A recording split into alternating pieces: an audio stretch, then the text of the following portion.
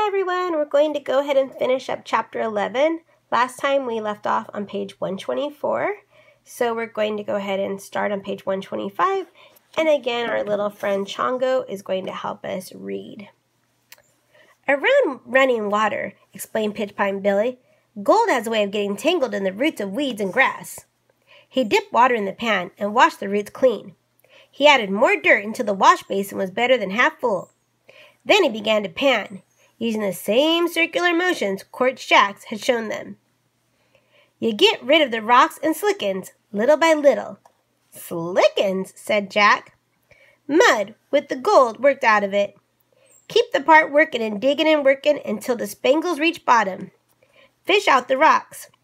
See how I'm letting the slickens spill out over the edge of the pan? It takes practice, boy. At first, you'll lose more color over the side than you'll save in the bottom. But you'll get the hang of it.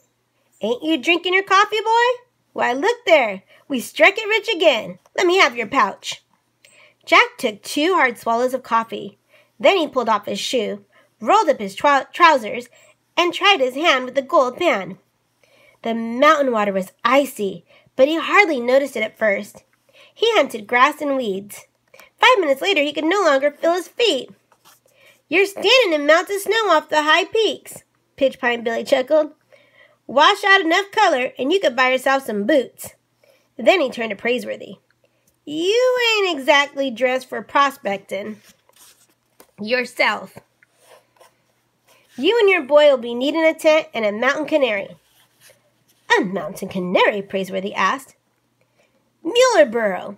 There goes one hee-hawing now. Got a fine singing voice, don't he?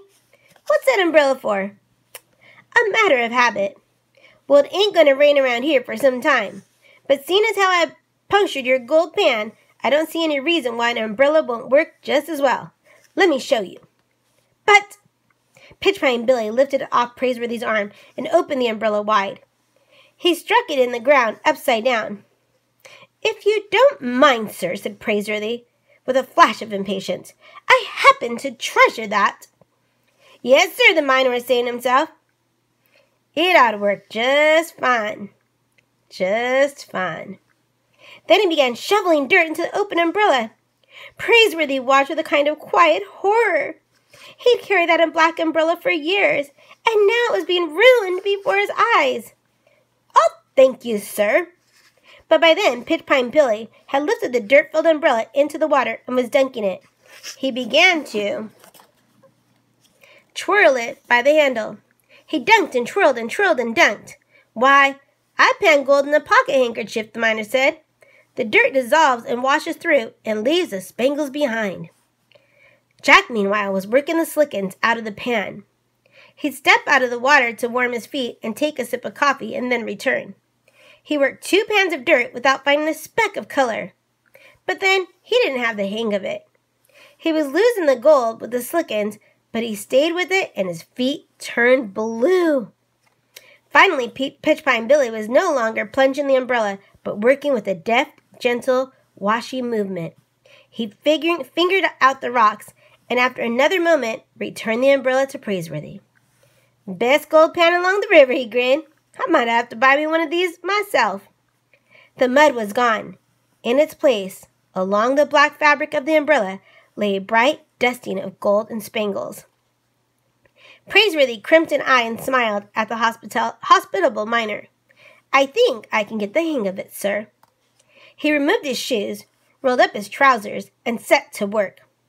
All through the afternoon, Jack could be seen panting and taking a sip of cold coffee. And Praiseworthy cut an elegant figure, plunging a muddy umbrella in the stream.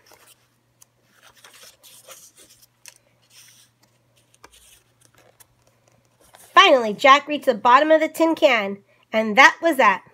Yes, sir, first-rate coffee, Pitchpine Billy, he said. First rate. Glad you like it, answered the miner with a bushy-faced grin. Jamocha Jack.